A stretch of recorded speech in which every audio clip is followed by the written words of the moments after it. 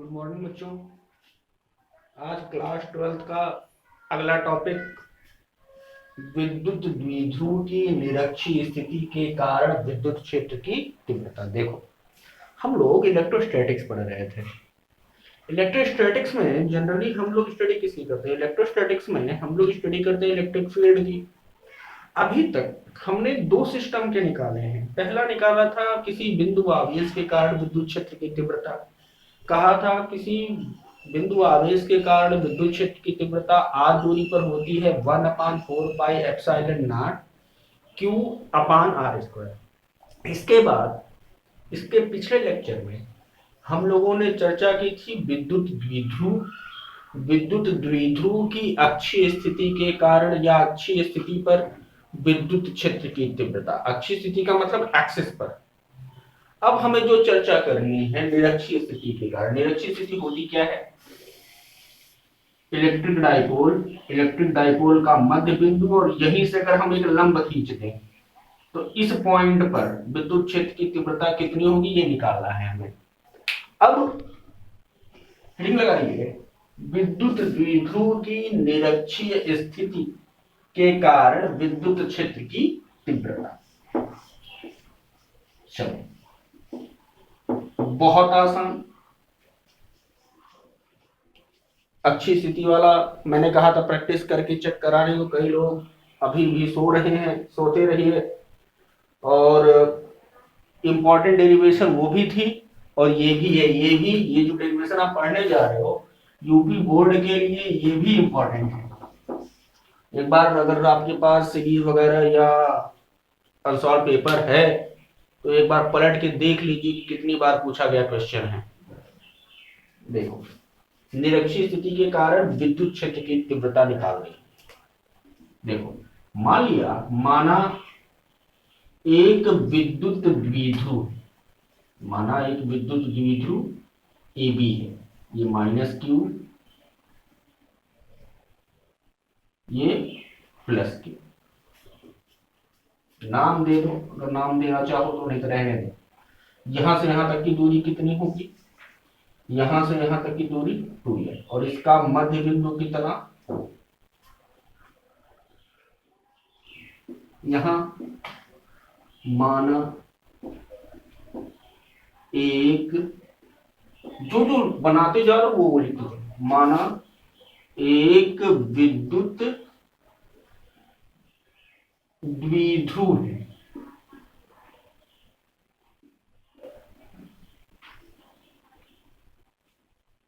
जिसका मध्य बिंदु क्या है? O।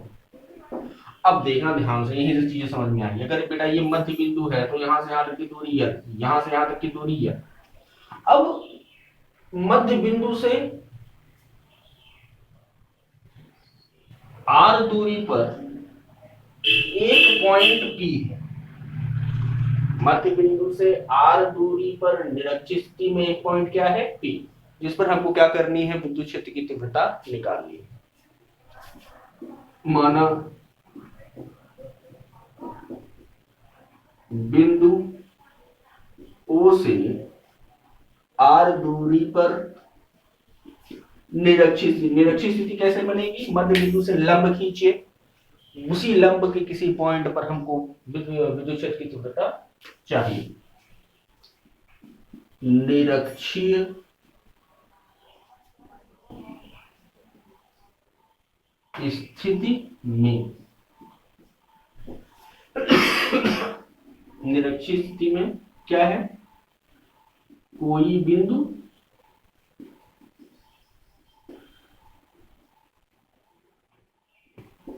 P है, जिस पर हमको क्या निकालना है? जिस पर विद्युत क्षेत्र की तीव्रता ज्ञात करनी है। अब समझ में देखो बेटा, किसी भी डेरिवेशन को करने के लिए वर्डिंग जरूरी है। आप ऐसा नहीं कह सकते मैं चाहता तो यही इस तरह से खींचे बता देता ये निरक्षीय स्थिति है, खींच खाच के इलेक्ट्रिक फील्ड की डायरेक्शन और करंट निकाल के बता देता। लेकिन आप कर क्या रहे हो ये चीज आपको दिखानी पड़ेगी ना। देखो फिर से आपने क्या इमेजिन किया, आपने माना एक विद्युत द्विध्रुव है जिसका मध्य बिंदु क्या है O, उससे r दूरी पर स्थित एक पॉइंट P है जिस पर हमको क्या करना है, विद्युत क्षेत्र की तीव्रता ज्ञात करनी। एक चीज और, मैंने उस दिन बताया था कि ये जो 2l दूरी हम लेते हैं अल्पतम, ये इसलिए लेते हैं ताकि हमको कैलकुलेशन वगैरह में आसानी रहे। अब पॉइंट P पर हमको क्या करना है, विद्युत क्षेत्र की तीव्रता ज्ञात करनी है, और पॉइंट P है कहाँ, निरक्षीय स्थिति है। अब हम अपना डेरिवेशन स्टार्ट करते हैं, इसको नोट करके वीडियो पॉज करके नोट करिए और अब देखें आ जाए। अब ये दूरी कितनी है, ये बेटा यहां से यहां तक की दूरी अगर हम लाइन मिला दें, बताओ ये दूरी कितनी होगी, ये दूरी होगी, समकोण त्रिभुज है, अगर समकोण त्रिभुज ये लंब ये आधार तो ये क्या कर्ण, ये हो जाएगा आपका under root R square plus L square. Pythagoras theorem, लंब का वर्ग धन आधार का वर्ग बराबर कर्ण का वर्ग, कर्ण यही है, तो ये कितने के बराबर हो जाएगा, कर्ण बराबर लंब का वर्ग धन आधार का वर्ग।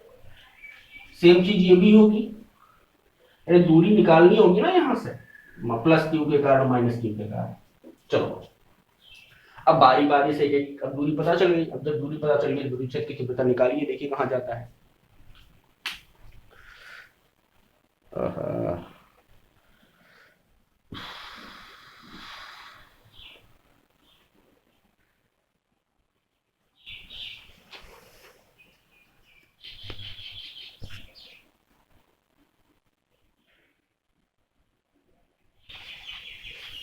चलो पॉइंट P पर विद्युत क्षेत्र की तीव्रता, रुको पहले प्लस क्यू के कारण,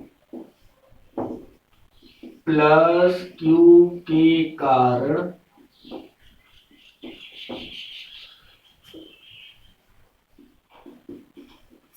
बिंदु P पर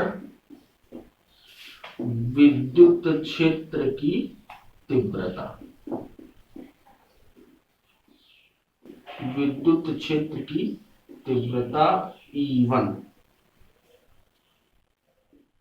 हो तो चलो बताओ E1 बराबर, इसके कारण निकाल रहे हैं 1/4 क्यू अपान बीच की दूरी कितनी है, under root R square plus L square, under root R square plus L square इसका होल स्क्वायर। अरे यही तो होता है 1/4 Q upon R square, point charge के कारण। तो E1 कितना आएगा 1/4 Q upon R square plus L square. अब डायरेक्शन की बात करो, चलो देखो ये प्लस क्यू चार्ज, इस पॉइंट P पे अगर हम कोई धनावेश की कल्पना करें, बताओ ये प्लस क्या करेगा, धकेलेगा, तो इसकी दिशा किधर होगी, इधर होगी ना। ये किसकी डायरेक्शन आई, E1 की डायरेक्शन आई। डायरेक्शन लिखना हो, दिशा कैसी, चित्रानुसार। बेटा डायग्राम बहुत इंपॉर्टेंट है, दिशा कैसी, चित्रानुसार।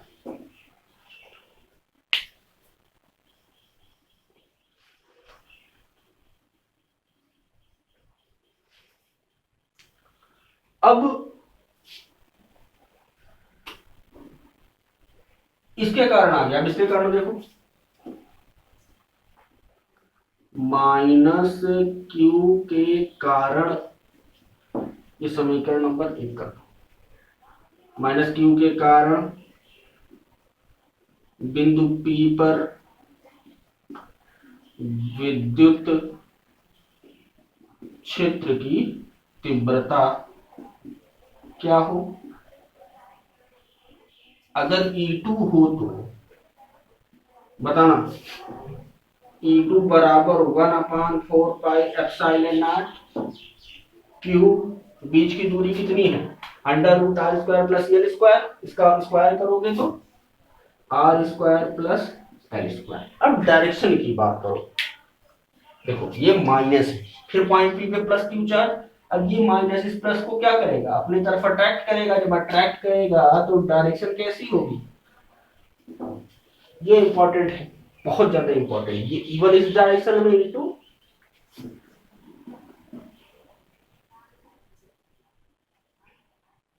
दिशा कैसी, चित्रानुसार।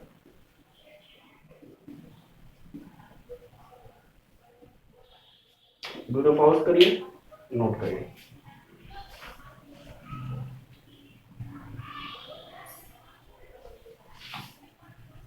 एक बार डायरेक्शन की बात फिर से सुने। इसके कारण डायरेक्शन इधर हमें क्यों मिली, देखो ये प्लस क्यू चार्ज था, यहाँ पे अगर हम plus Q charge, plus Q zero charge अगर हम इमेजिन करें, धनावेश इमेजिन करें, तो ये प्लस इस प्लस को क्या करेगा, अपने से दूर करेगा, प्रतिकर्षित करेगा। E2 की डायरेक्शन इधर क्यों मिली, माइनस क्यू चार्ज है, प्लस क्यू चार्ज अगर यहाँ रखेंगे तो ये क्या करेगा, अट्रैक्ट करेगा, इसलिए E2 की डायरेक्शन इधर। अब यहाँ एक दिक्कत है, हमको तो इस पूरे के लिए चाहिए इस पॉइंट पर। अब यहाँ पे दो वेक्टर राशियां मिल रही हैं, और दो वेक्टर राशियां आपको मिल भी रही है, और दोनों वेक्टर राशियां क्या हैं, मतलब अलग अलग दिशा में है, तो इनके परिणाम कुछ ना कुछ होगा। जरा नोट करिए। अब आए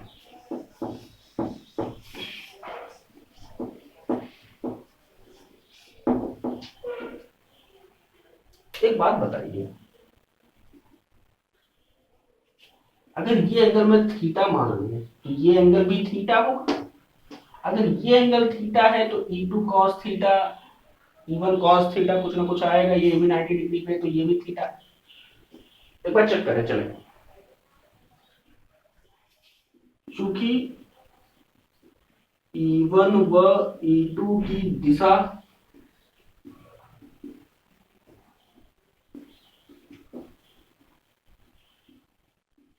भिन्न भिन्न है, अतः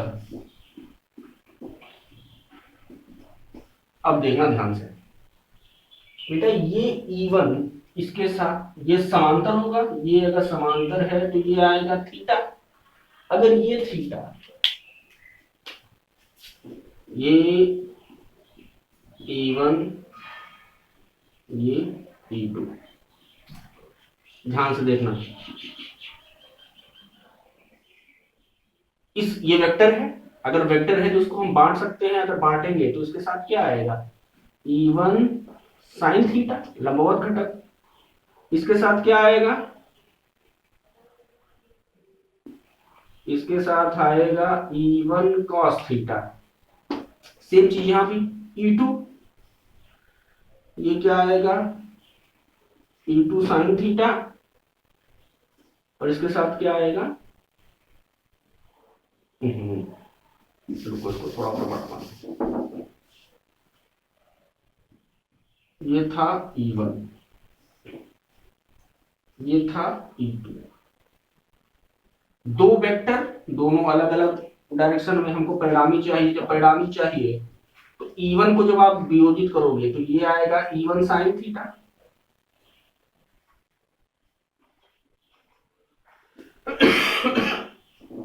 E1 साइन थीटा, ये क्या आएगा E2 साइन थीटा, इसके साथ क्या आएगा E1 cos थीटा और E2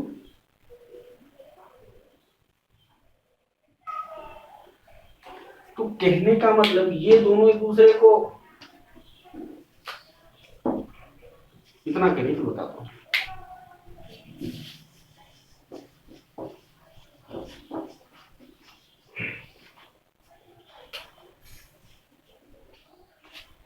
अब यहां से देखना ध्यान से, ये देखो क्यों वियोजित किया, क्योंकि E1 की डायरेक्शन अलग थी, E2 की डायरेक्शन अलग थी। जब डायरेक्शन अलग थी तो जाहिर सी बात है कि जोड़ तो सकते नहीं हूँ, वेक्टर एडिशन करना पड़ेगा। जब वेक्टर है, पहले वेक्टर वियोजन किया तो E1 साइन थीटा इस दिशा में मिला, E2 साइन थीटा इस दिशा में मिला। चूंकि E1 बराबर E2 और E1 साइन थीटा व E2 साइन थीटा विपरीत दिशा में है। अब विपरीत दिशा में तो ये इसको कैंसिल आउट कर देंगे, तो परिणामी वैद्युत क्षेत्र की तीव्रता कैपिटल ई बराबर कितना, यही E1 cos theta plus E2 cos theta. E बराबर E1 की वैल्यू कितनी है, E1 की वैल्यू थी 1/4 pi epsilon not Q upon R square plus L square cos theta plus E2 की वैल्यू कितनी थी 1/4 pi epsilon not Q upon R square plus L square cos theta. जोड़ दे बेटा, जब आप जोड़ोगे तो ये आएगा 1/4 पाई एप्सिलॉन नॉट, किस लग रहा है 2Q cos theta upon R square plus L square. ये आया परिणामी वैद्युत क्षेत्र की तीव्रता। अब हमको cos थीटा की वैल्यू चाहिए, तो एक बार डायग्राम फिर से उसको बनाते हैं। ये हो गया होगा, देखना ध्यान से।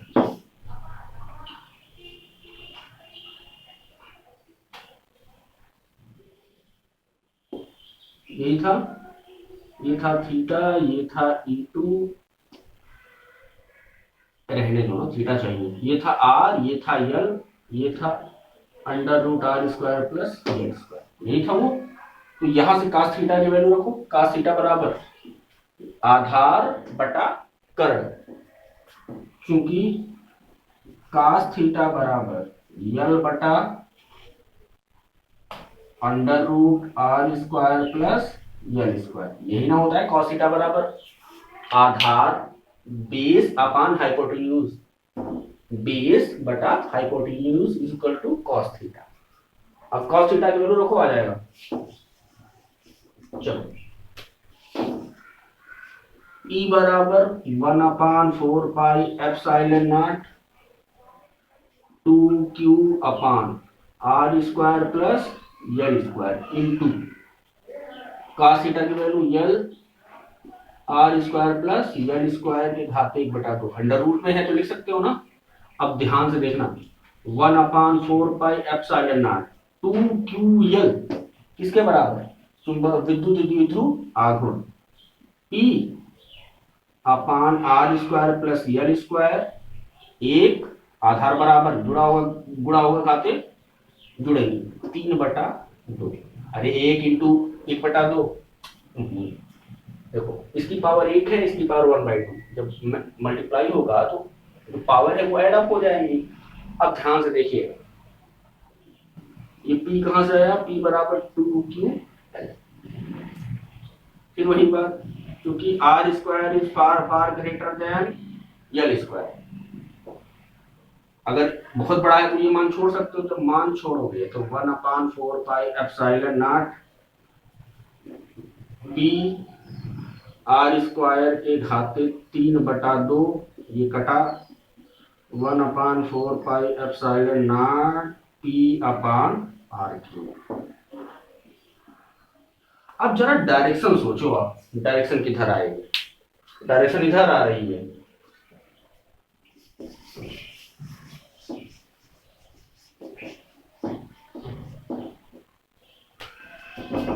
दिशा देखो, ये आपका था द्विध्रुव और ये आ रही है आपकी इलेक्ट्रिक फील्ड की डायरेक्शन। विद्युत द्विध्रुव की दिशा किधर से किधर मानी जाती है, माइनस से प्लस की तरफ। विद्युत क्षेत्र आ रहा है प्लस से माइनस, तो इसका मतलब विद्युत द्विध्रुव आघूर्ण की विपरीत दिशा में, विद्युत द्विध्रुव की किस दिशा में, विपरीत दिशा में। इतना नोट करो, फिर से एक बार रिपीट करता हूं।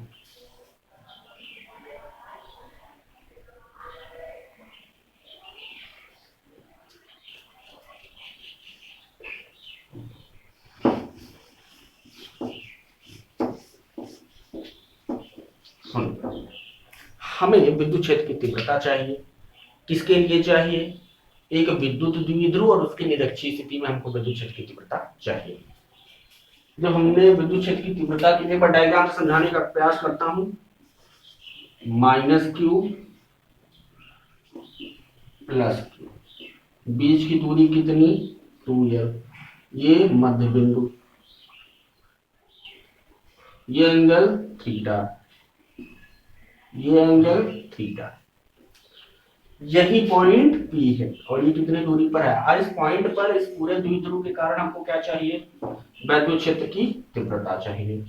इसके कारण हमने वैद्युत क्षेत्र की जब तीव्रता निकाली तो उसकी डायरेक्शन इधर मिली। क्यों मिली, क्योंकि ये प्लस था, आप यहाँ प्लस रखोगे तो ये इसको इधर प्रतिकर्षित करेगा। इसके कारण वैद्युत क्षेत्र की तीव्रता इधर, दोनों वैद्युत क्षेत्र की तीव्रता अलग अलग दिशा में है। हमको तो इस पूरे के लिए चाहिए, जब पूरे के लिए चाहिए तो वियोजित करना पड़ेगा। जब वियोजित किया तो ऊपर E1 sin थीटा, नीचे E2 sin थीटा, दोनों एक दूसरे को कैंसिल आउट कर देंगे। इधर जो बचेगा E1 cos थीटा और E2 cos theta, E2 cos theta, ये भी E1 cos थीटा। तो कहने का सिंपल सा मतलब, जो परिणामी वैद्युत क्षेत्र की तीव्रता होगी वो E बराबर E1 cos theta plus E2 cos theta. वहां से सब पूरा सॉल्व किया, सॉल्व करने पर मिला 1/4 pi epsilon not P upon R Q। अब डायरेक्शन की बात करने की, याद करिए विद्युत द्विध्रुव की दिशा किधर से किधर, माइनस से प्लस की तरफ मानी जाती है। हमको विद्युत क्षेत्र की तीव्रता किधर मिल रही है, देखो प्लस से माइनस, मतलब विद्युत द्विध्रुव की विपरीत दिशा में। इतना नोट करिए, नोट करने के बाद फिर आगे की कहानी कर